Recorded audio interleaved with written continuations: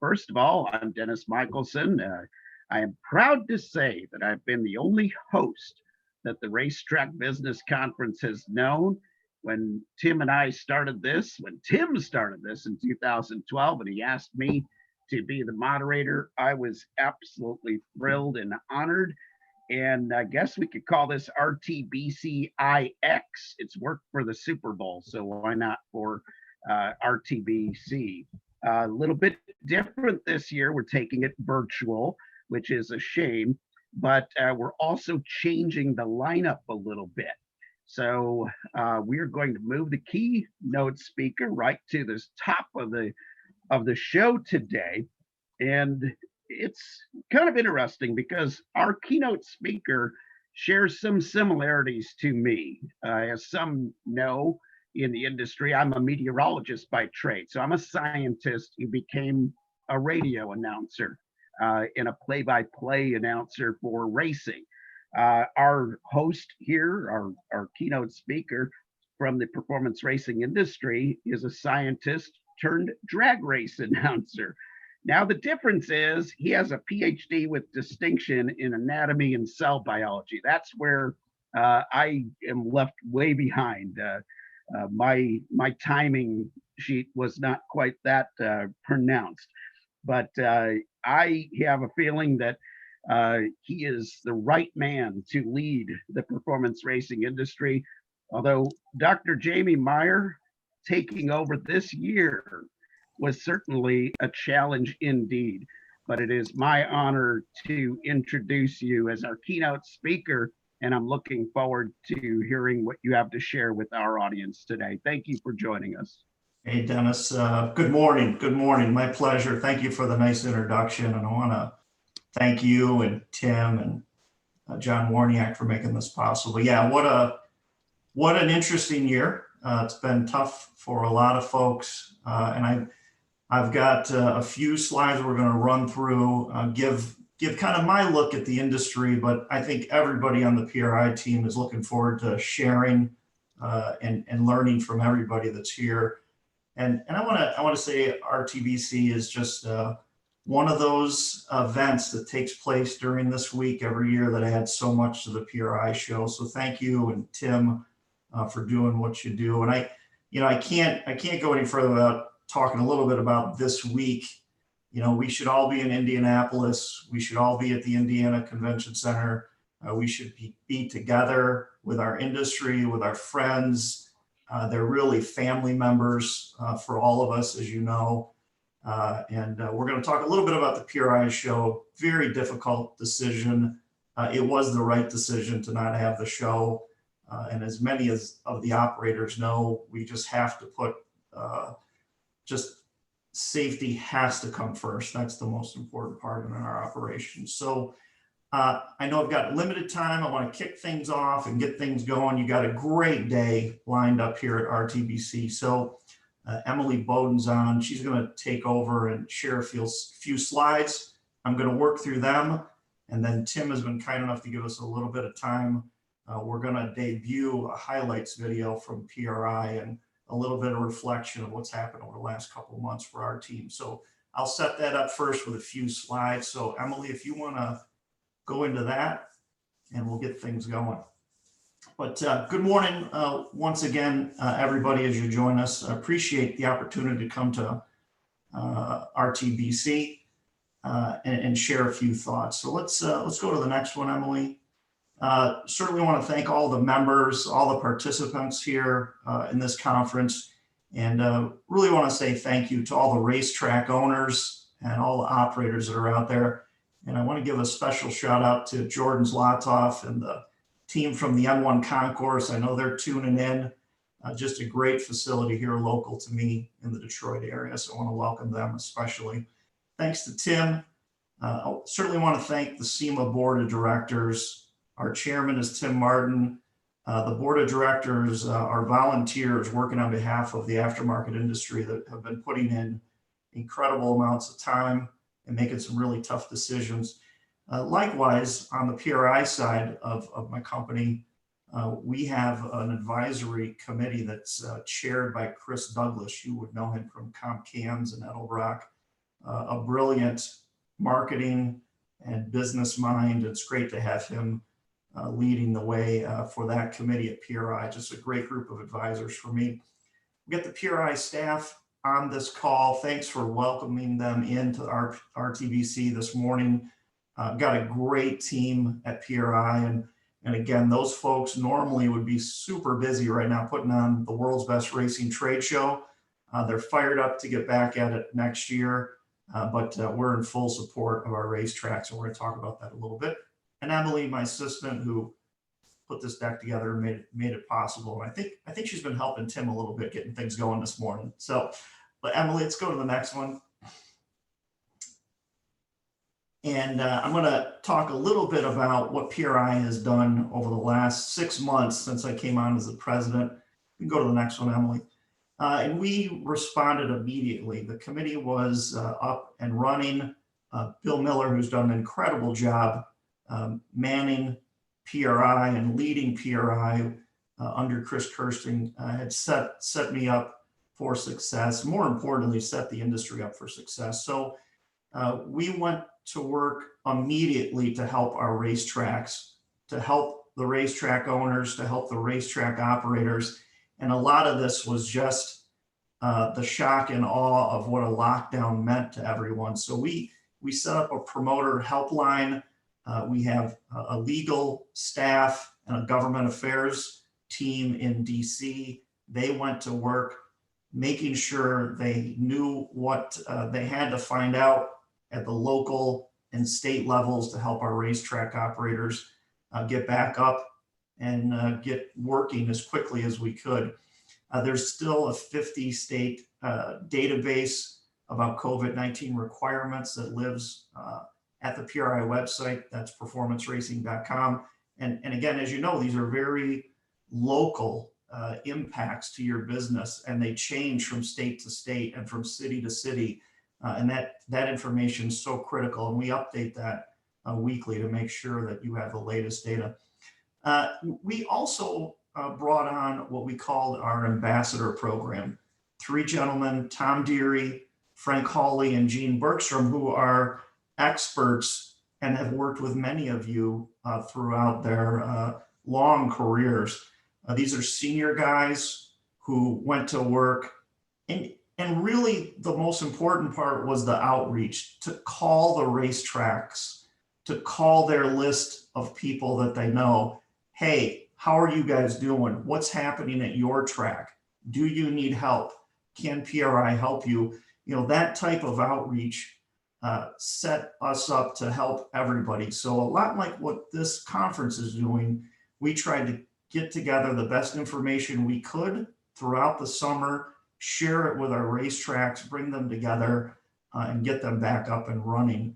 And again, it goes, I think, without saying, but without the racetracks, without the operators up and running, we don't have racing. We don't have this industry.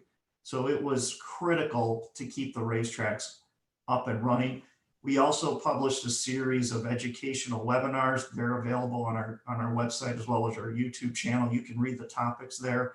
But again, our ambassadors were working with the racetracks, finding what they needed immediately, and we tried to address that with educational offerings. So great piece of work. Frank and Gene have dropped off the program. They're still there if we need them. Tom Deary is going to continue on into 21, helping you. So if, and we'll talk about Tom, he's got a nice session coming up later today. So Emily, let's hit the next one.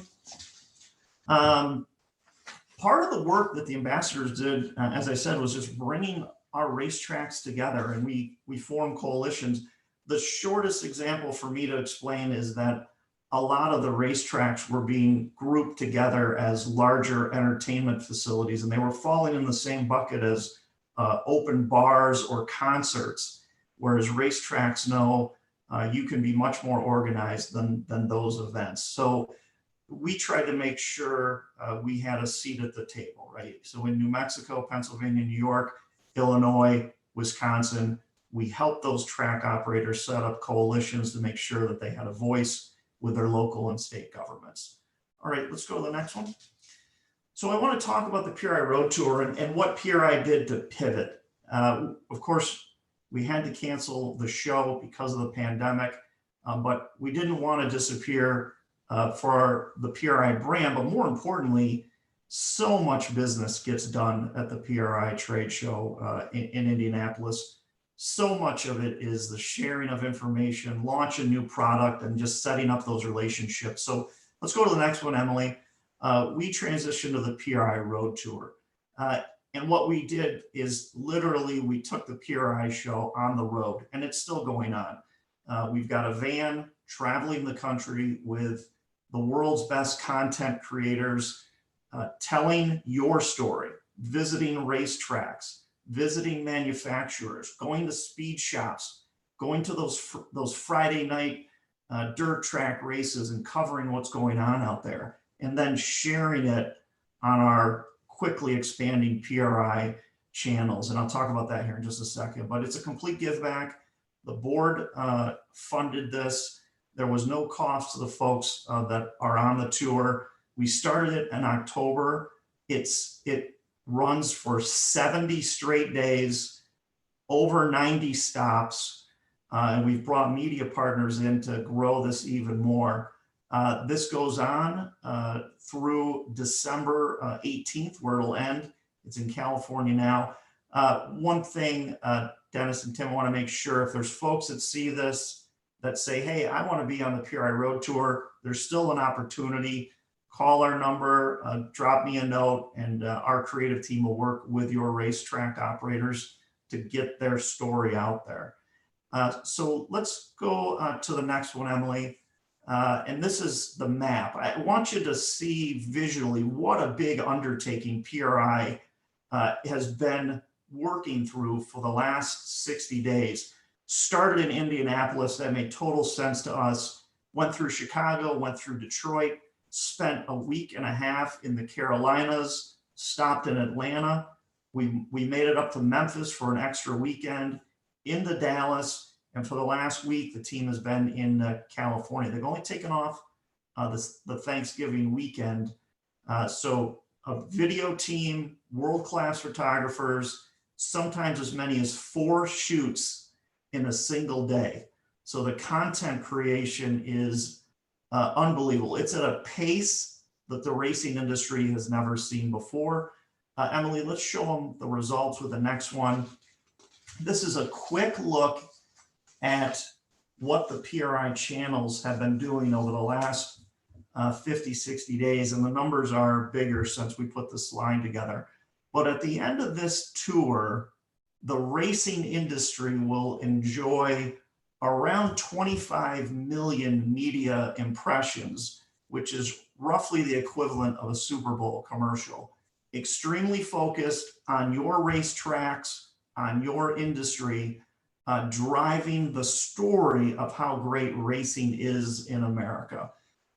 You can see the numbers. For us, it's just a huge push on our social channels as we become the social influencers in the racing space. A great example is Paul's High Performance. And I'll throw out one little piece for folks that are really tuned into social channels. Facebook and Instagram, they're really advertising platforms. They're not social media platforms, but a little bit of spend can get you a huge audience on those platforms.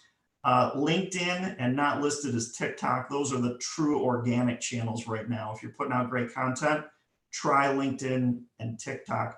TikTok's a younger audience, obviously. All right, Emily, let's go to the next one. I know you're pushing me because it must be late. So I want to share a little bit of data about the state of the industry. We go to the next one.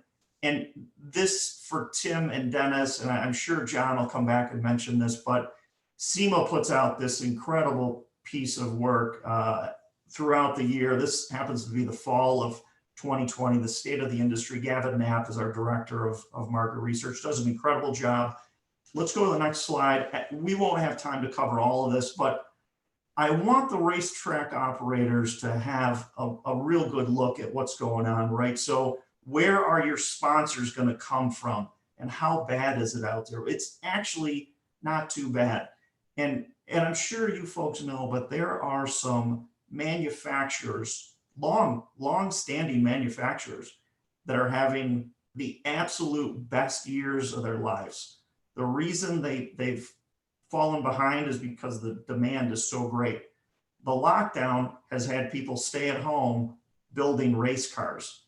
And as you know, there's very active racing going on, but this also holds true for project cars and other, hot rods that we would define it. So the slide on the left, companies reporting sales have grown or stayed the same over the past 12 months. You can see the manufacturer, distributor, retailer breakdown there.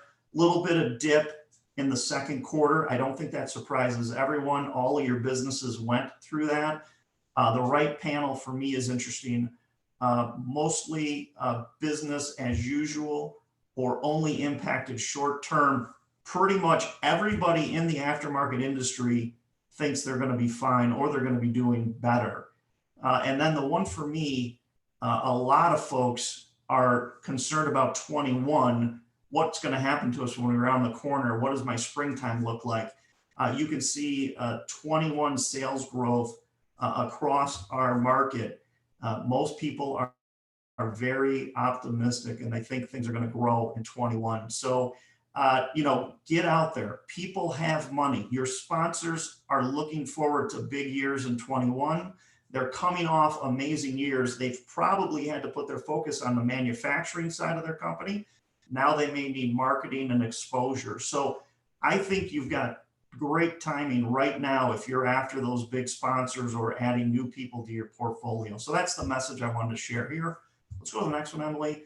Another one that really drives where the sales are coming from. These are vehicle segments with race parts in the middle, and the blue is an increase in sales for manufacturing and installers and retailers as well. So you can see we're looking at 20 to 30% growth across this industry. Now this is, guys, this is part of a huge study. I can't express this enough. If you're a SEMA member, go grab this full report. I'm sure Tim or John will share how you can get that. It is worth your time to really study this and see what's going on. It's incredible data. It's the best stuff that we have. Okay, let's go to the next one, Emily. So I'm wrapping up here a little bit. We got a lot going on this week. Even though the PRI show isn't going on live, you're part of the PRI show right now. RTBC has always been part of PRI. I love it that we're integrated with this team. We also have ICMS going on today as well. And then the PRI team with PRI Education is launching a ton of online content. I will comment, there are other outlets, some may call them competition to PRI, that went with more of a celebrity route with their lineup. PRI focused on what will help your business, and that's what you're going to see from PRI this week. We really want to put tools out there and get exposure for people that can help your business grow and keep your tracks up and running. That's the menu of what we've got going on this week. I invite you to, if you can't watch it live, you'll find it on our YouTube channel. Check it out, ask questions, grow your network. There are people that can help you. Okay, let's go to the next one. Oh yeah, this is my pitch for what we've got going on. Tom Deary is going to be talking to you at 9:45. And then, and Christian Robinson from our government affairs office. Really tune into that session, folks. Those two guys are on the front line. They've talked to your racetrack operators around the country. Ask them questions about how this election is going to affect you. We are really tuned into Georgia right now and what's going on with those two Senate races. So make sure you talk to Christian about that. And Tom Deary is going to bring a lifetime of racetrack experience to this audience today. That will be a good one. And then John Warniak, what a good looking guy. That's a great picture of you, John, by the way. He's going to be talking to you right after that. John leads with a ton of passion for the racing industry. And you always want to listen closely when John's talking. He's just a great asset for this community. Great to call him my friend. So with that, I thank you folks so much. Emily is going to bring you a highlights video from the PRI Road Tour now. It's about 2.5 minutes long. I hope you like it.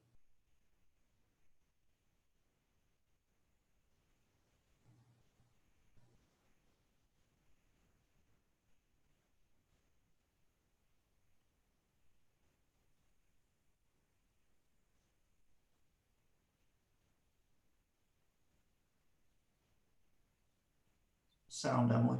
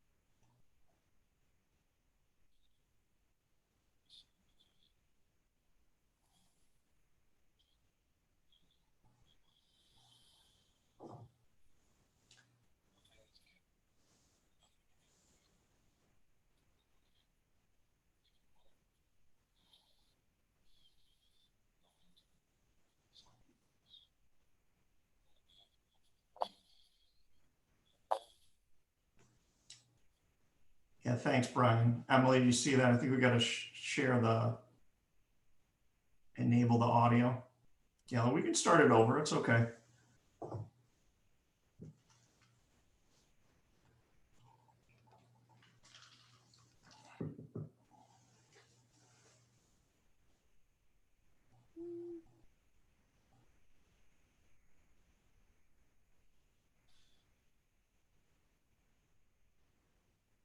Sorry, guys. Sorry about that. No problem. There we go. Just start it over. It's okay.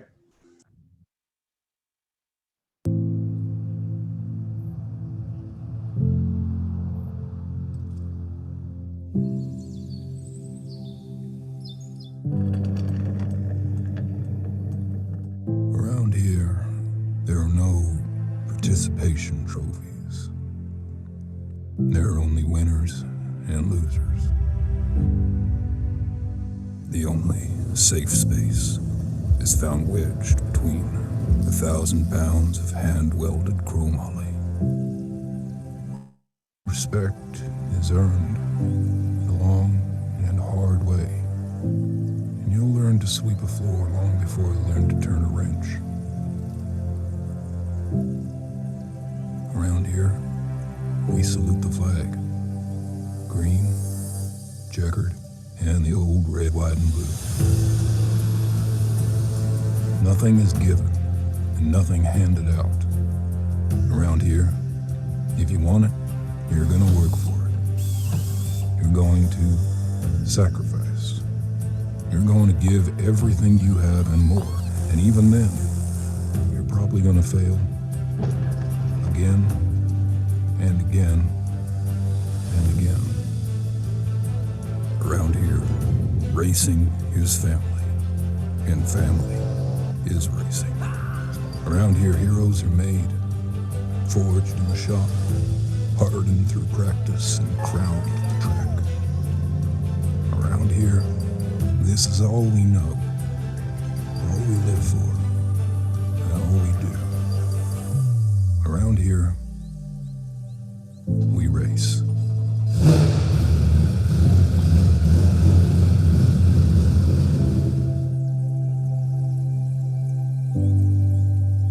And together, we are PRI.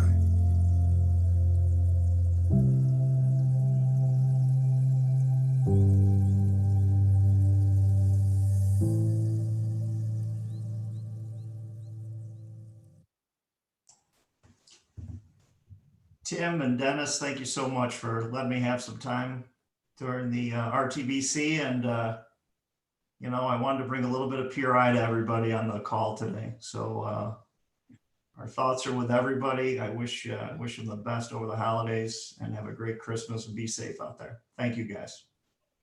Well done, Jamie. Yeah, Well done. fantastic job indeed. And that video, if it didn't give you chills, you've been, locked up inside way too long. You need to see your doctor. That was a fantastic video. And again, I think what makes me proud as someone in the industry is we have a leader now at PRI that has a passion for racing, just like all of us do. And that's very important to us. Dr. Meyer, thank you so much for joining us on RTBC. Thank you, guys. Have a great day.